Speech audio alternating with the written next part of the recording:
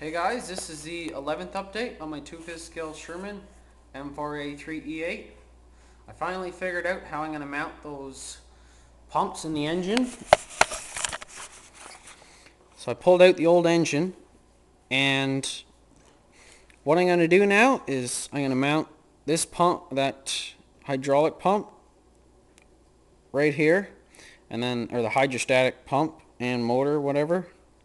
Mount that there, and then I got another one mounted in here. I'm gonna have to make a mount, but it'll sit there. And then this board up here is just for, so I know if I have enough height. And then I'm gonna mount the engine. Engine will sit in here, and I'm gonna rotate. Right now I'm converting the engine to horizontal, so that way the shaft is all the pulleys end up in line. And then I also have to lean the engine backwards so I have enough clearance. That should work. And then that way, these pulleys will all be in line and the belt won't walk off. And then with that serpentine pulley there, I'm running a serpentine belt off the engine, which will sit there, for that AC compressor. And I'll put the AC compressor in here, so all the belts will be in line and none of the belts are driving on an angle or whatever. Because first, I had the engine in there and set the pumps there, and I tried just twisting the belt a quarter turn, but I didn't think it'd work because I'd figure they just walk off, and there's only 5 inches between the pulleys, so I didn't think that'd work. But with the engine horizontal, this should work. I'm going to mount a sprocket on this hydrostatic pump, and then another sprocket here on a jack shaft. Run a chain between the two of them, run the jack shaft across. For the right side, put a sprocket here, run that sprocket to a chain which will run up front, and then that'll drive the right side. For the left side, mount a sprocket on this wheel hub here, and then run that chain up for the left side. The hydraulic tank, I'll probably mount it on the side of the tank here, or maybe on the back of the firewall, I don't know. Figure that out. And then I just have to run linkages from the controls on the hydrostatic pumps over to a bell crank right here, and then from the bell crank up to the lever on the left side. Actually I'll have to run it bell crank, run a linkage here to the bell crank, be in that corner, and then up to the right side. Then for the left side, I just put a bell crank around here, run a linkage to that control on the left pump over to the left control arm. That's a bell crank there, if you didn't know. It's just got a pivot point right here, and then there's 2 bolts in a triangle shape, so that way it converts motion to 90 degrees. And so right now I'm working on the engine, converting it to horizontal shaft. So it's originally a vertical shaft engine, but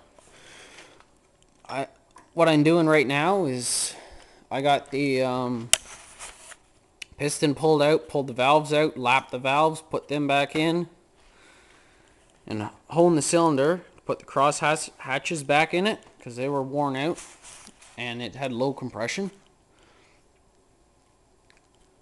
So I drilled a hole in the crankcase cover so I know how high the oil's got to be, and tapped it for 1/8-inch pipe. So I've got an 1/8-inch pipe plug here. This is the view port for the oil, so you fill up the oil till it starts to overflow, and then you know it's full.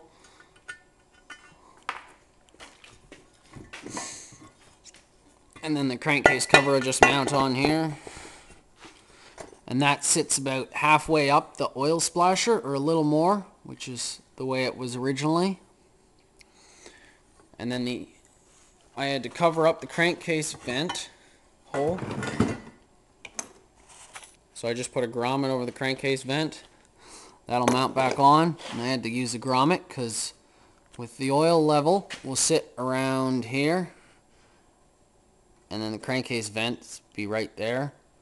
So I figure it's only like 1/4 inch, and if you go down a hill, the oil's going to leak into the crankcase vent and then it'll blow into your carburetor.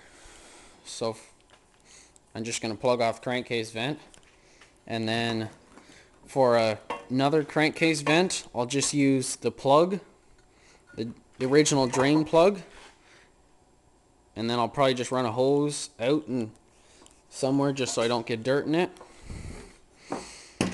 And for the original dipstick, I just took the original dipstick off, put one off of 3-horse Briggs because they're the same thread. You can see that's where the hole is inside. It doesn't hit anything. The oil splasher sits right where my thumb is here. So I gotta buy a new crankcase gasket and valve cover gasket, but that's fine. Oh, and I'll also have to run a pipe intake manifold, come out, and then over to my carburetor here. So the carburetor will mount on like that with a intake manifold. And then might be a little tricky figuring out how to hook up the governor. I haven't decided whether I'm going to use a governor or not, but I'll figure that out later. This is the old 18-horse Briggs that was in that zero-turn mower I bought, and it's the one connecting rod's fine and the other one is just destroyed. Jeez. See if I can pull it out a bit. Good enough. I don't know if you can see that. Let me grab a light.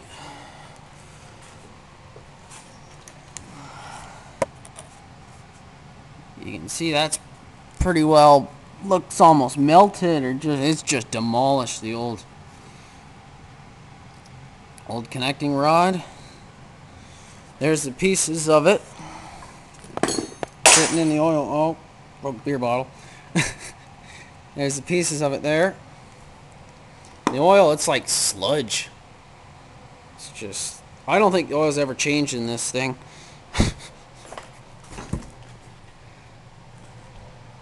So that's it for this update. I'll probably be back a little later. See you in the next video. Thanks for watching.